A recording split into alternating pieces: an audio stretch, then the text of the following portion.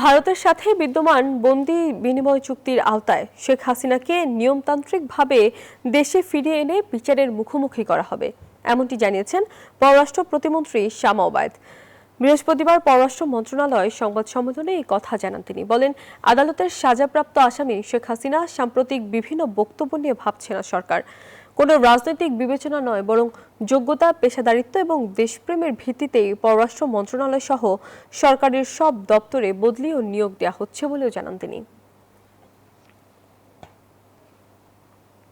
বন্দি বিনিময় চুক্তির আওতায় বা একজন আসামিকে যখন ফেরত আনা হয়, সেই যেই প্রোটোকল আছে, যে নর্মস আছে, সেই নর্মস অনুযায়ী ওনাকে এনে এখানে অন্য বিচার করা হবে। শেখ হাসিনা কি বলছে না বলছে, ওনার বক্তব্য তো এখানে রেলেভেন্ট না, একেবারেই রেলেভেন্ট না।